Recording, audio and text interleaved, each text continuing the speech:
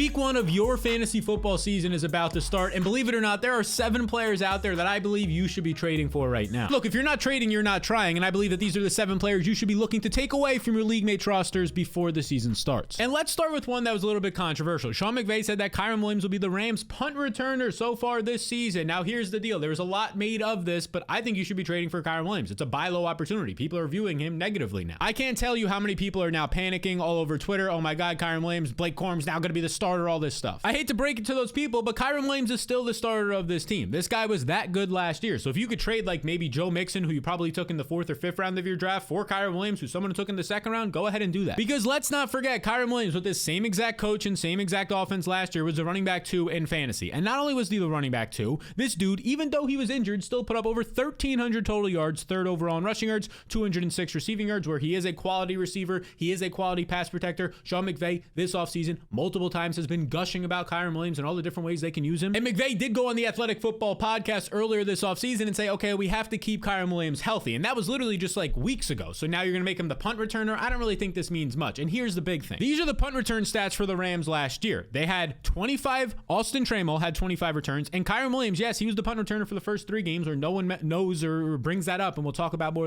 of that in a second. But right here, 25 punt returns and 3. So what does this mean? 28 total punt returns from the Rams last year. And if Kyren Williams, your RB1, is going to be back there, I think he's going to have some more fair catches. Maybe he returns 15 to 20 if he's the returner all season. But I think there's a good chance he's not the returner all season. I think this was a strategic move made by his coach right here, Mr. Sean McVay, because I think he said, hey, why do we have to keep an extra guy on the roster like a wide receiver 6 or 7 to be the special teams kickoff and punt returner? We can just have Kyren play both positions, and by like week 2, 3, or 4, just like they did last year, we can find somebody to replace him. And even if they don't find anybody, I thought this right here from John Jackson on Twitter was pretty interesting. He said Cooper Kupp's stats the year that he was a returner for Sean McVay. In that season, what did he do? Well, let's look at his total stats. Oh yeah, that was the year that he had almost 1,900 yards. And what else did he do? He also had 22 fair catches. It was the 4th most in the league. Sean McVay is a guy who doesn't play his starters or his backups in the preseason. Not only his starters, but his backup units as well. They all sit because he doesn't want them getting hurt. I think he's going to tell Kyren Williams, fair catch every single one of those. And here's something that I thought was interesting from Mike Clay. We touched on it earlier. Kyren Williams did handle 100% of the Rams punt returns from week 1 to week 3 last season. And what did he do in those games as the starting running back? Played 86% of the offensive snaps. In those 3 games, he had 39 carries. He had 19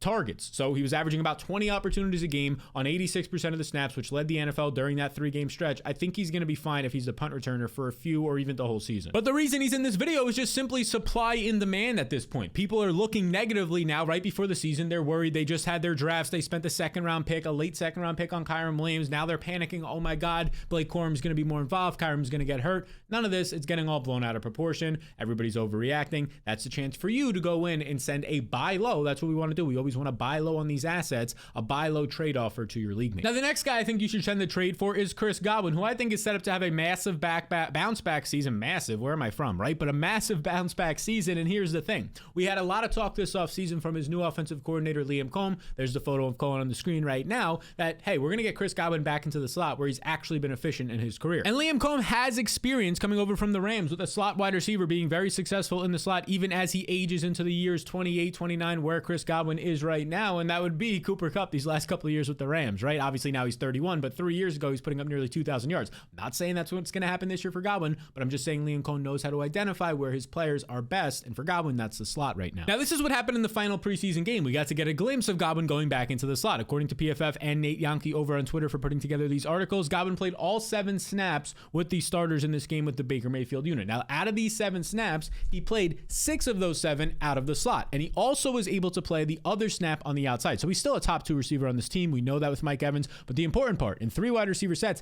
he wasn't on the outside like he was last year. He moved into the slot, and that's what we want to see. Now, I've been on record this offseason to say that the 28-year-old Chris Godwin, the former 3rd round pick out of Penn State, who's had some really big seasons with the Tampa Bay Buccaneers, that he's not washed, when a lot of people want to say that he is washed, and here's a couple of big reasons why. Look, he had his worst season last year, 34th as an aging receiver, 34th in fantasy points per game. Usually every single year he's a top 20, sometimes a top 10, sometimes a top 5 wide receiver. So Why did he fall off last year? Well, for starters, I think he was honestly the unluckiest, if that's the most unlucky wide receiver in the league in terms of just overall touchdowns based on his volume. Because this dude had 131 targets, top 20 in the NFL. I mean, he had a 24% target share while also competing with Mike Evans on his team. That's as good as it gets. And on those 131 targets, he scored just 2 touchdowns. Just 2 touchdowns. But if you look based on that usage, how many other wide receivers had that amount of usage? The touchdowns that he should have scored was 6.5 touchdowns last year. So if you take Godwin from those 2 touchdowns he had last year and you put him to 6.5, he's now averaging around 14 plus fantasy points per game, which once again has him as a top 15 or top 20 receiver. And instead of people saying, oh, this guy is washed, oh, he stinks, they're just saying, oh yeah, he's a steal right now in fantasy drafts as a 6th or a 7th round pick and somebody you should be targeting from your league mates and trades. And that's not even factoring in that now this year, like we mentioned earlier, with his slot role, it should only get better, so more bonus points for Chris Godwin. The other thing to point out is not a lot of competition was added. No free agents in terms of wide receivers or tight ends. In the draft, they added a 3rd round pick in Jalen McMillan, who's reportedly having a good camp, who's pushing Trey Palmer, a late round pick in last year's draft from the Buccaneers. He's pushing him for the wide receiver 3 job, but that's all it is. The wide receiver 3 job, he's not pushing Chris Godwin at all. So go ahead and try and send a buy low target if it's a package deal of some sorts for Chris Godwin, because I do think when you're looking at this guy, he's probably worth like a late 4th and early 5th round pick,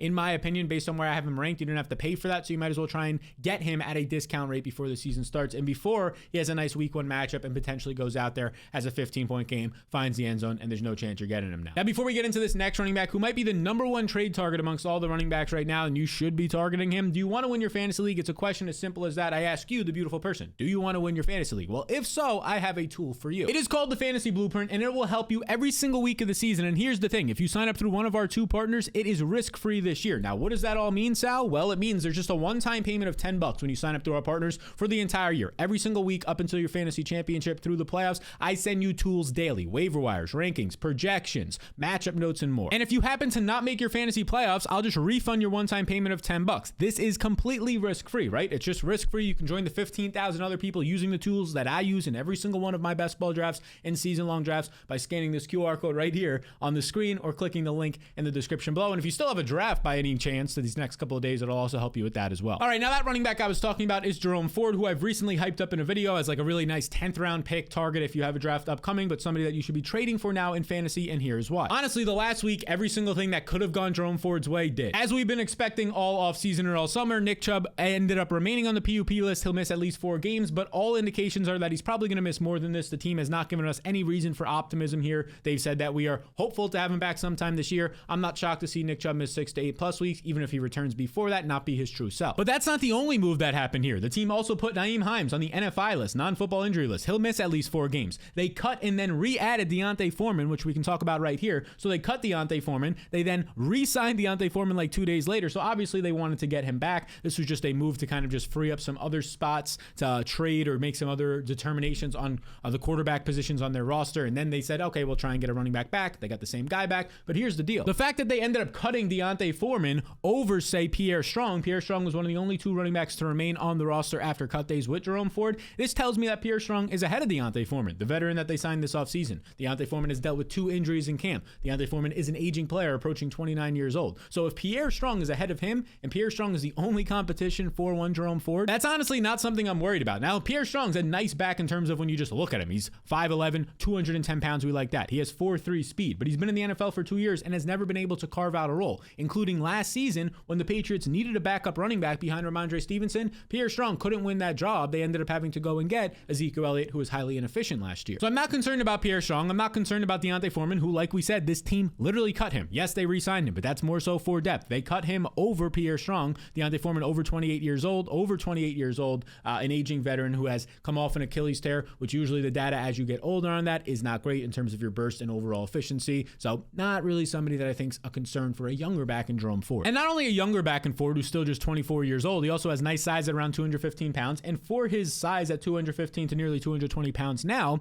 look, he has a lot of speed. 4.46 speed, 84th percentile. This is a guy who has power, finesse, speed, and we saw him last year, as recent as last year when he took over for Nick Chubb, be able to produce and also have explosive runs. Ford ranked top 20 in explosive runs and running back usage last year. And now he's going to be the guy week 1 behind a top 5 offensive line, according to PFF and a lot of other sources. I also believe they're a top 5 line as long as they're going to be healthy this year, which as it seems right now, this Cleveland line with them getting Jedrick Willis and Wyatt Teller back, they should be, assuming they are healthy, which right now all reports indicate that, a top 5 5, easily offensive line, and could push to be the number 1 overall offensive line. Of course, that helps your running back. And this is a guy in Jerome Ford who, again, the first couple of weeks of the season, Nick Chubb was out there. He quietly had 44 receptions in this offense, 17th amongst all running backs. You can get a guy here in Ford who can have 50-plus catches. And if you're going to have 50-plus catches, you're probably going to push, assuming just a reasonable touchdown total, towards being a top 24 running back. But right now, not a lot of people view Ford as that, as he goes outside the top 10 rounds in fantasy drafts and somebody you could be targeting in trades on the cheap. So consider snagging Jerome Ford, and then also look at the wide receiver entering his second season in Tank Dell, because right now I think you can buy low on Tank Dell based on where the vibes are entering the season. In the limited preseason snaps that we saw out of this offense, it was like in the mid-20s, we saw that Nico Collins and Stefon Diggs were the top 2 receivers on the outside. Tank Dell was not used on the outside, and this is something that a lot of people expected. It's something that, again, it's only 20 snaps in the preseason that can obviously evolve as the season goes on, especially since his top competition is an aging veteran in Stefon Diggs, who was inefficient last year. But according to PFF, here was the snaps from these wide receivers, the top 3 receivers for the Texans in the preseason when CJ Stroud was out there. Nico Collins played 91% of the starter snaps, Stefon Diggs played 78%, and Tank Dell played 61%. So yes, Tank Dell was the clear wide receiver 3 as a slot-only option, but I don't think that's going to hold up because that wasn't his role last year. And of course, Stefon Diggs in the preseason, the guy that they traded for, a guy who has obviously been fantastic the last couple of seasons and also has been known to get a little bit, ticked off if something doesn't go his way. I don't think they're going to be showing him out there as a wide receiver 3, not a starter on the outside in the preseason. Like, if there's any time to ruffle feathers, that would be the case. Why do that to Stefon Diggs? I think that probably factors in at least a little bit. Now, here's the exact breakdown of those snaps. You can see from PFF right here in Nate Yonke, 21 of 23 snaps for Nico Collins. Okay, we know he's the secure wide receiver 1 on this team. 18 of 23 for Steph Diggs, and then 14 of 23 for Tank Dell, who was only used in the slot. Also worth noting that Noah Brown was cut from this team, although it doesn't factor in too much in my opinion. I don't think there's any way Tank Dell's coming off the field for Noah Brown. Brown was effective at times last year, so at least if an injury happened to somebody else, it makes it pretty clear now that Tank Dell is going to be a top 2 receiver on this team if something else happened to one of those other guys. But I personally believe that that's going to be happening either way, because last season we saw Tank Dell win on the outside 70% of the time. Even as a smaller 165, 170 pound receiver, he was winning on the outside and was doing it very effectively when Stefon Diggs wasn't. Now, I know it's a totally different offense now with totally different quarterbacks, and they brought Stefon Diggs in for a reason, but I think that there's a good chance that we get Nico on the outside, Tank on the outside, with Diggs in the slot at some point this season. And based on how good Tank Dell was before injury last year, literally top 20 in fantasy points per game as a rookie. In terms of real life efficiency, 14th in the entire NFL in yards per route run. This is a number that Stefon Diggs was outside the top 30 receivers, outside the top 40 even in some metrics in efficiency last year. I think Tank Dell, it's going to be hard to keep him off the field. We saw that in the first preseason game where on limited snaps, he scored a long touchdown with CJ Stroud. And for what it's worth, Dell is 6 years younger than Stefon Diggs, has the established connection not only in this offense, but with CJ Stroud, who they seem to be very close. And also he's a more explosive player at this point in his career, maybe ever, than what Stefon Diggs was. I think that could only hold up for so long. If it's 2 weeks, if it's 4, if it's 6, eventually you're going to get 2 wide receiver sets, in my opinion, out of Tank Dell. And just as a reminder, last season, even in the completed games, 9 completed games together, this is a tweet I had earlier this offseason, between Tank Dell and Nico Collins, they both were averaging 16.5 fantasy points per game. Tank Dell was actually marginally averaging more targets during that time. But despite this, Nico Collins is viewed as the obvious alpha number 1 receiver, and for good reason, his size, his ability to win in the intermediate to deep parts of the field. But I bring up that stat just to show you that's how good Tank Dell was last year on the outside, just as good as Nico Collins in this offense. Don't forget that. So if the manager in your league who has Tank Dell is maybe a little bit skittish from the preseason usage, maybe just views him as a clearly wide receiver 3 all year long and took him in like the 6th or 7th round,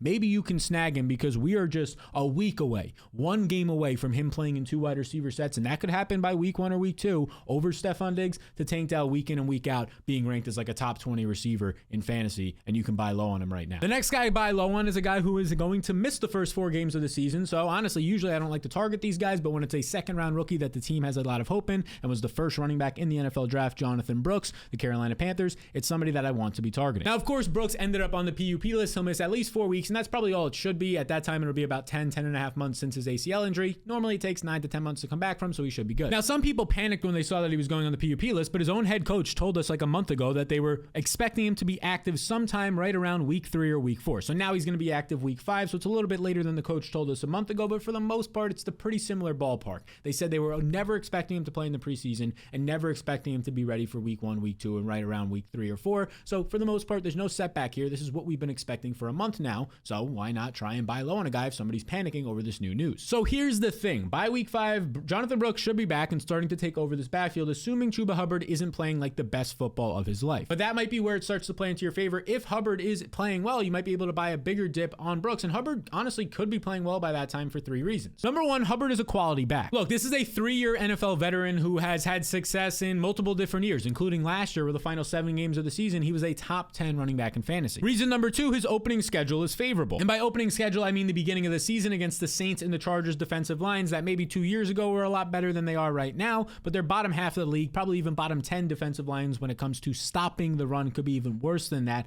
So I think that Chuba Hubbard for the first couple weeks of the season could benefit from having nicer running lanes, better matchups, and maybe a couple of checkdowns in those games if the Panthers were to get behind. And reason number three, the offense has a chance to be much better. Look, plain and simple, the Panthers invested a lot in their offense this offseason. You can see, obviously, they added these 2 big guards, Robert Hunt and Damian Lewis. I don't know why I said obviously, that's not that obvious, but they added 2 big guards to the offensive line. It was a bad unit last year, one of the most improved, if not the most improved units this year. They traded for Deontay Johnson, drafted a first-round receiver, added Jonathan Brooks, a second-round back, and drafted a 4th-round tight end. They also brought in new coach Dave Canales. This entire offense should be different. It should definitely be improved, and of course, that can help Chuba Hubbard. So these factors create the opportunity to where Chuba Hubbard could be playing well for the first 2 to 4 weeks of the season. And if that's the case, people will start to sour if they own Jonathan Brooks. They'll start to get worried, and if you see your fantasy owner or your friend in your league start to get worried about Jonathan Brooks, well, send the trade offer. I personally don't think you have to wait until that point, but if you wanted to maybe take the risk, you could. I think right now might be the lowest point since people are concerned about the injury. He's out for 4 weeks. We already knew that. Send the trade now. Now, the next man I want to talk about is another rookie, and it's Rome Odunze, the wide receiver for the Chicago Bears. Look, he's in a pretty similar situation to Tank Dell. He's on a team that has a couple of other really good receivers in DJ Moore and Keenan Allen, and specifically, he's currently, Mr. Rome Odunze, behind Keenan Allen as it stands right now entering week 1 in this wide receiver rotation, but honestly, it's probably a better situation than Tank Dell has because I think Rome Odunze can easily pass Keenan Allen. And I think there's a world where Odunze is actually the number 1 receiver over DJ Moore by the end of the year. I don't think it's likely, but I think that there's a decent chance, maybe a 30% chance that happens. Keep in mind, Rome Odunze was a top 10 overall pick in the NFL draft in a year where Marvin Harrison and Malik Neighbors, 2 of the best wide receiver prospects we've seen in like 10 years come out. He was still a top 10 pick because he's that dang good. The dude wins everywhere. Route running, at the catch point, after the catch, all of it. And simply put, Rome Odunze is not a slot receiver, but Keenan Allen is a slot receiver, or at least he builds like that more, and that's where he's had success in the past. Look, this is a guy that if he's going to be a slot receiver, that means in 3 wide receiver sets, he'll move into the slot. Odunze will stay on the outside where he's more or has a better chance at some explosive plays. And in 2 wide receiver sets, as of right now, based on the preseason, it's Keenan Allen, but I don't think that's going to hold up. Because simply put, Keenan Allen has not looked good in the preseason. You can see all the way down here. He had the least targets on 16 routes. This is a 1 on Player Profiler. Rome Odunze, actually, right here, had 3 targets on the same amount of routes as Keenan Allen in the preseason. Now, again, this is a very small sample of just 16 routes run, but there's a lot of reports out there that Keenan Allen doesn't look as great right now. And when you have a 20-year-old rookie coming in who's absolutely dominating college football, yeah, it's a little bit of a concern for Keenan Allen. And for fantasy owners that have Rome Odunze, that's a good thing. You should be one of those people trying to get him. And if you're not familiar with Rome Odunze, his stats in college increased every single year to where in 2022 he had over 1,100 yards. And then his final year last year as a senior, he puts up over 1,500 yards on 141 targets. He was dominating everywhere while playing with 2 other NFL players now in Jalen Polk and Jalen McMillan, a 2nd-round pick and a 3rd-round rookie as well. He was still the guy, the alpha there,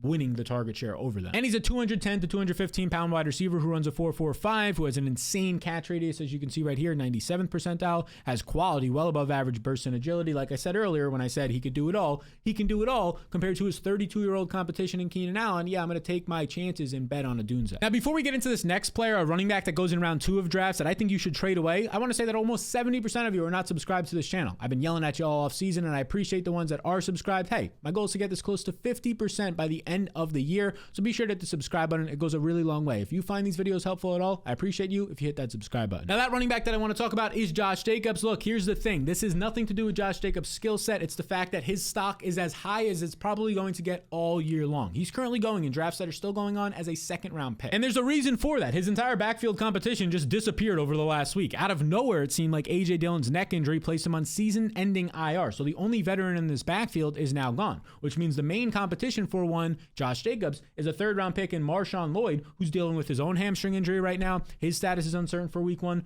Marshawn Lloyd missed the first 1 to 2 weeks of camp with a hip injury, and when he came back for like a week, he started fumbling, so his camp hasn't been good. He's well behind track right now. And then the only other competition is Emmanuel Wilson, an undrafted free agent from last year who had a nice preseason last season, has had a nice camp so far right now, but look, they're just not going to trust that guy over Josh Jacobs in key situations. And it gets even better when you see that as of just a couple of weeks ago, Matt LaFleur continued to gush about Josh Jacobs. I get excited about all that he can do. He can be a weapon in the passing game, not only as a pass blocker, but also out of the backfield catching the ball. He has great hands. So he's been hyping him up like the past 2 months or so, probably once he started to realize that Marshawn Lloyd isn't going to be all that reliable for this team. So because of all these positive things, and I get that I've been saying a lot of positive things, so you might be saying like, Sal, why do you want to trade this guy away? Well, here's the reason. He's going as a 24th overall player right now in drafts. That means he's a second round pick. That means he's going around guys like Devon Achane. He's going around guys like Isaiah Pacheco. You can scroll. He goes before Jalen Waddle, well before Jalen Waddle in Cooper Kupp, and even going ahead of Nico Collins. These are just all guys that he shouldn't be going ahead of, in my opinion. He's rising right now because the guys who were already behind him on the depth chart now got hurt. We already knew they were behind him. And historically, Matt LaFleur likes to involve multiple running backs. Like Josh Jacobs isn't going to come out here and see an 80% snap share. I mean, I would be surprised if he's consistently seeing over a 75% snap share. 70% would honestly be great, but it's not going to be a situation outside of him scoring a lot of touchdowns that I think Josh Jacobs is going to pay off a second round draft capital as a top 8 to top 10 running back based on where he's currently going. And even if you do you think he's going to pay off much higher than that? Like be a top 3 overall running back, top 5, like a guy like Devon Achane or Isaiah Pacheco, in my opinion, could. Those are the guys you should be trying to trade him for if you can. Especially Isaiah Pacheco, because a lot of people are seeing Samaje Perine sign there and they're starting to worry about, okay, is Samaje Perine going to take the 2-minute offense, take some targets away? That's completely fine. If Samaje Perine beats out Clyde Edwards-Helaire and plays 30-35% of the snaps, that's fine. Somebody's going to have to play those snaps anyways. If it's Perine, if it's Clyde Edwards-Helaire, it doesn't matter. So if for some reason the guy who has Pacheco will take Josh Jacobs from you, make that deal. And I want to make this perfectly clear. This is not hate on Josh Jacobs. This is simply supply and demand. The demand for Josh Jacobs just went through the roof because of the running backs behind him getting injured. So if you can sell that asset in Josh Jacobs for a higher price right now and upgrade your team with a more stable asset or someone who has more upside, again, like a Cooper Kupp in my opinion, like a Devon Achane, go ahead and do it. Now I want to add one more player to this list, and he's kind of like an honorable mention, and that's Jordan Mason. The reason why he's an honorable mention is because he's probably available on waivers in a lot of your leagues, but if somebody has picked him up, try and trade for this guy because I believe he might be the best backup running back in all of fantasy right now. And there's a decent chance your league mate who has him doesn't view him like that. Look, Elijah Mitchell was placed on the season-ending IR for the 49ers, which means that right now Jordan Mason is the clear front runner to be the backup to Christian McCaffrey, who Christian McCaffrey himself right now is dealing with a calf strain, and here's the deal. The team has said that McCaffrey could play tomorrow, but this is a calf strain that's kept him out for the entire preseason and camp. He's missed about a month of the season or so, and look, even if he is healthy and they're just being safe with it, he hasn't been as active as he normally would, which means he's more susceptible, and it might not be a massive risk, maybe a 10% increase in risk, but that's an increase in risk to maybe pull a hamstring, the same calf, his knee strain, whatever it could be. So Mason will be his backup now, and Kyle Shanahan earlier this offseason kind of hinted that he was liking Jordan Mason. Like he said, look, nothing against Elijah Mitchell, but JP, which is just what they call Jordan Mason for some reason, runs at a high level. He did a hell of a job for us last year, and we'll see how camp plays out. And that's the thing. It's been a limited sample for Jordan Mason, but in his NFL career, his short 2-year career, he's been good. You can see right here his yards per carry per year, and this isn't the greatest stat. It doesn't factor in a lot of things like your offensive line and just if like one big run kind of accounted for that, but 5.2 yards per carry, 6 yards per carry. In his 84 career touches in the NFL, he's averaging 5.6 yards per carry. Now that's pretty good for a guy who has size, like 5'11", 223 pounds with some speed and burst. He's kind of this bigger back, almost like a Jeff Wilson style back that they used to have here, who has a little bit of size and speed and power to him. Not your typical Elijah Mitchell, Christian McCaffrey, get to the outside real quick, Jerick McKinnon in this offense, but a different type of power back, which maybe he gets a little bit more red zone usage as well. But even if he doesn't and he's just a pure backup, I mean, his only other competition is Isaac Orendo, who's a 4th-round rookie who they're saying right now is a pretty raw player in camp, also had an injury in camp. Patrick Taylor, who's just bounced around a bunch of teams at this point. I think Jordan Mason, if something happened to Christian McCaffrey, starts to take on probably 3-down workhorse upside in one of the game's best offenses,